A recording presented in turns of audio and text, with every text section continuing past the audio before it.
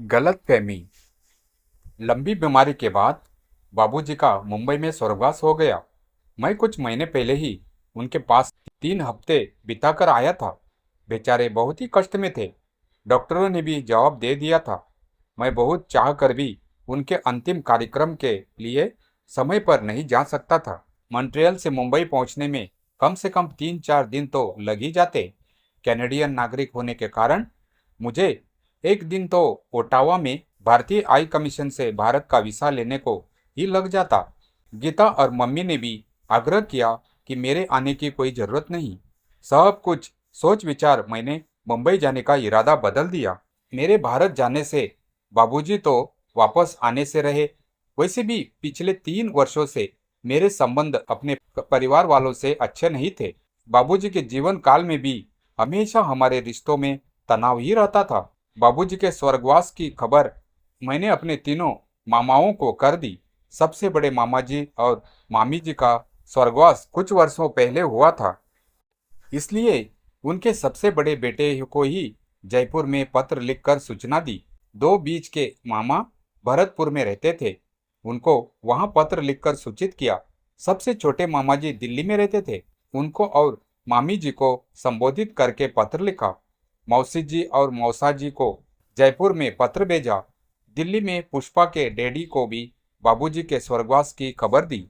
हर पत्र में मुंबई का पता भी लिख भेजा, ताकि अगर वे लोग चाहे तो मुंबई पत्र लिखकर अपना शोक जाहिर कर सके। मेरे पत्र लिखने के बाद दोनों मामाओं के, जो भरतपुर में रहते थे, मेरे भाई का और मौसी जी का जयपुर से पत्र आया। अपना अपना शोक प्रकट करते हुए हर एक ने लिखा था कि उन्होंने मुंबई में भी पत्र लिखा है। पुष्पा के डैडी से भी फोन पर बात हुई। पुष्पा की सबसे छोटी बहन के पति ने भी पत्र लिखकर अपना शोक प्रकट किया। घर के कुछ लोग पुष्पा की सबसे छोटी बहन के पति को जरा तेज मिजाज का समझते हैं, परंतु बाबूजी के निधन पर उसने पत्र लिखकर मेरा मन जीत लिया।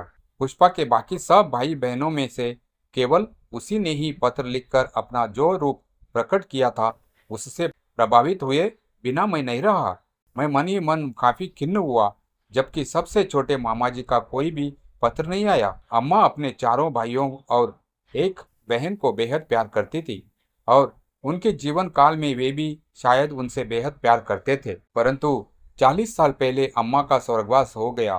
तब से हम लोगों के बीच दूरियां होती गई।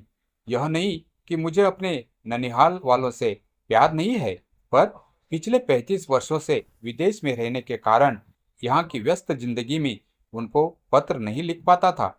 आजकल ईमेल के जरिए अपने कुछ ममेरे और मौसेरे भाइयों से संपर्क बना रहता है। अम्मा अपने जीवन के आखिरी 10 वर्षों में छोटे मामा जी और मामी जी के काफी करीब हो गई थी। छोटे मामा जी दिल्ली में डिफेंस मिनिस्ट्री में साइंटिस्ट थे, और बाबूजी मोदी नगर में मोदी टेक्सटाइल्स में काम करते थे। इतने पास होने के कारण मामा जी के पास आना जाना लगा ही रहता था। बाबूजी कंपनी के काम से कई बार कार से दिल्ली जाया करते थे। कभी कभी अगर कार खाली होती थी तो बाबूजी के साथ सवेरे दिल्ली मामा जी से मिलकर शाम को लौट आती थी। उमा मामी जी हमारे परिवार में दूर दूर तक पहली ग्रेजुएट थी, पढ़ी लिखी, बहुत ही शांत मिजाज की। उनसे मिलना होता रहता था, इसीलिए वे मुझे बहुत ही अच्छी लगती थी। अम्मा भी मामा जी की पहली 2 बेटियों के पैदा होने के समय मामा जी की देखरेख के लिए उनके यहाँ कई कई हफ्ते रह चुकी थी। मामी जी भी अम्मा का बहुत आदर करती थी। दोनों ननंद भौजियों में काफी प्यार था। अम्मा की मौत के समय मामा जी और मामी जी ही अम्मा के पियर के थे, जो हर रोज उनसे मिलने नर्सिंग होम में दरियागंज में आते थे। जब भी मामा जी और मामी जी उनसे मिलने आते थे, तब तब अम्मा के चेहरे पर खुशी और शांति की एक लहर दौड़ती थी। हमारे घर के तो कितने ही लोग थे, पर अम्मा उन लोगों के पास होने से उतनी संतुष्ट नहीं होती थी जितनी अपने भाई भाभी को देखने से। आखिर अम्मा और मामी जी ने एक ही माँ के पेट में पैर जो पसारे थे, मामा जी का शोक प्रकट करता हुआ पत्र न आने से मेरा मन उनके प्रति खट्टा हो गया। उस साल मैंने किसी को भी नए वर्ष की शुभकामनाओं का कार्ड नहीं भेजा, इसीलिए मामा जी को भी नहीं भेजा। दिल्ली में दिसंबर में एक कॉन्फ्रेंस थी। कॉन्फ्रेंस वालों के आग्रह से मैंने भी कॉन्फ्रेंस में भाग लेने का निमंत्रण स्वीकार कर लिया। मैं एक शोध पत्र पर मेक्सिको के एक प्रोफेसर के साथ काम कर रहा था। उसी शोध कार्य पर आधारित शोध पत्र को मैं उस कॉन्फ्रेंस में पढ़ना चाहता था। दिल्ली में कॉन्फ्रेंस अटेंड करने के लिए मैं हमेशा ही उत्सुक रहता हूँ।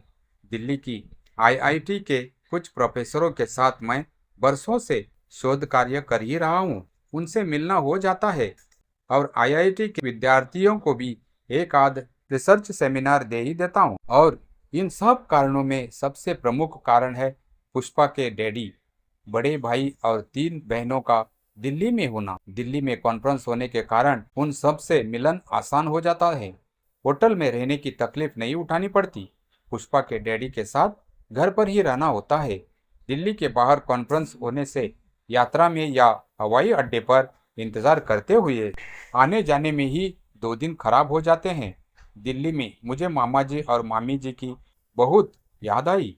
बार बार उनको फ़ोन करने का मन किया, परंतु मैंने उनको फ़ोन नहीं किया। पहले जब भी कभी दिल्ली आता था, मामा जी को अवश्य फ़ोन करता था। फिर या तो उनके घर आकर उनसे मिल आता था या फिर करोल बाग में मामा जी और मामी जी अपनी बड़ी बेटी के घर आ जाते थे। वही उन सब से मिल लेता था। बस इस बार न जाने क्यों मैं उनको फ़ोन करने के लिए उत्साहित नहीं था। मामा जी ने बाबूजी के स्वर्गवास पर मुझे पत्र न लिखकर जिस बेरुखाई का परिचय दिया, उसको मैं नहीं भूल सका। मामा जी की बड़ी बेटी आबा के घर के पास से न जाने कितनी बार गुजरा हूँगा, परंतु मैं स्कूटर रिक्शा वाले को उसके घर की ओर चलने को न कह सका। कॉन्फ्रेंस के बाद मैं और पुष्पा 2 दिन के लिए महावीर जी टैक्सी गए।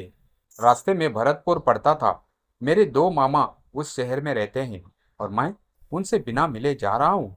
यह सोचकर मुझे मन ही मन बहुत खराब लगा। मेरी स्वर्गवासी माँ की आत्मा को बहुत ही कष्ट हो रहा होगा कि उनका बेटा उनके 2 भाइयों के घर के इतने पास से जा रहा है, उनसे बिना मिले। मैं शायद अपने आप को भी नहीं माफ कर पाऊंगा कि मैंने ऐसा क्यों किया। अगर जीवन में कभी समय मिला तो मैं अवश्य अपने दोनों मामाओं से मिलने भरतपुर जाऊंगा। मैंने मन ही मन संकल्प लिया कि इस बेरुखी का मुझे कभी न कभी प्रायश्चित करना होगा। निश्चय किया कि अपने अगले भारत भ्रमण में भरतपुर अवश्य जाऊंगा। महावीर जी से आने के बाद अगले ही दिन हमारी वापसी की हवाई उड़ान थी। हम न्यू ईयर ईव अपनी बेटी के साथ बिताना चाहते थे, इसलिए 31 दिसंबर की शाम को मॉन्ट्रियल वापस आ गए। पिछले 2 सालों से मैंने भी किसी को नए वर्ष की शुभकामनाओं के कार्ड नहीं डाले थे, इसलिए हमारे पास इस बार बहुत ही कम कार्ड आए। जब हम कार्ड नहीं भेजेंगे तो कोई क्यों कर हमारे पास कार्ड भेजेगा। यूनिवर्सिटी 3 जनवरी को खुल गई थी और हमेशा की तरह कक्षाओं भी उसी दिन से शुरू हो गई थी। कनाडा में यूनिवर्सिटी में पढ़ाई पहले दिन से ही पूरे जोर शोर के साथ शुरू हो जाती है। कुछ ही दिनों में हम भूल ही गए कि कुछ ही दिनों पहले हम भारत से लौटे हैं। अपने साथ लाई हल्दीराम हलवाई की मिठाई ही हमें भारत भ्रमण की एकमात्र यादगार बची थी। जनवरी में मॉन्ट्रियल में कितनी सर्दी होती है, उसकी कल्पना भारत के लोग नहीं कर सकते। घर के बाहर 1 या 2 फीट बर्फ होती है और तापक्रम 20 डिग्री सेल्सियस से लेकर 35 डिग्री सेल्सियस तक होता है। इतनी ठंड होती है कि नाक का बहता पानी नथुओं में जम जाता है। मैं घर से यूनिवर्सिटी जाने के लिए बस स्टॉप पर जा रहा था। रास्ते में ही पोस्टमैन मिल गया। उससे मैंने अपने पत्र ले लिए और उन्हें अपने ब्रीफकेस में रख लिया। बस से यूनिवर्सिटी पहुंचा। अपना विंटर कोट, विंटर बूट्स और टोपा उतारा। ठंड के मारे नाक जम गई थी, नाक कान अकड़ गए थे। 15-20 मिनट बाद मैं सामान्य हो पाया। उन 3 पत्रों में से एक पत्र भारत से भी था। लिफाफे के ऊपर मौसा जी का पता लिखा था। मैंने लिफाफा खोला। मौसा जी हमेशा ही बहुत स्नेह भरा पत्र लिखते हैं। परिवार की खबरें थी, नए वर्ष की शुभकामनाएं थी। पुष्ट के दूसरी तरफ मौसा जी ने एक बेहद दुखद सूचना दी थी। दिल्ली में उमा मामी जी की ब्रेन ट्यूमर के कारण दिसंबर में मृत्यु हो गई थी। मौसा जी के पत्र ने मुझे पूरी तरह से झकझोर दिया। मैं और पुष्पा दिसंबर में तो दिल्ली में ही थे। अगर एक बार भी मामा जी को फोन करता या उनकी बड़ी बेटी से करोला बाग में मिल लेता तो अवश्य मामी जी के दर्शन हो जाते। बाबूजी के स्वर्गवास के समय मामा जी ने मुझे शोक पत्र नहीं लिखा। उस बात को लेकर मैं एक ऐसा अपराध कर बैठा जिसके लिए मैं अपने आप को कभी भी क्षमा नहीं कर सकता। संभवत बाबूजी के स्वर्गवास के समय मामी जी के ब्रेन ट्यूमर की बीमारी की बुरी खबर मामा जी को पता चली होगी। उन हालातों में उनको मुझे शोक पत्र लिखने की कहाँ सूझ थी। जीवन में कई अवसर आते हैं जब इंसान अपनी ही नज़रों में अपने आप को बहुत छोटा महसूस करने लगता है। जहाँ मामी जी ने अपने जीवन काल में मुझे अपने प्यार से एक ऊंचे धरातल पर रख दिया था, उनकी बीमारी और मौत ने मुझे अपनी ही संकीर्ण भावनाओं के कारण मुझे पाताल में पहुंचा दिया। अपनी ही गलतफहमी का मैं ही शिकार बन गया था।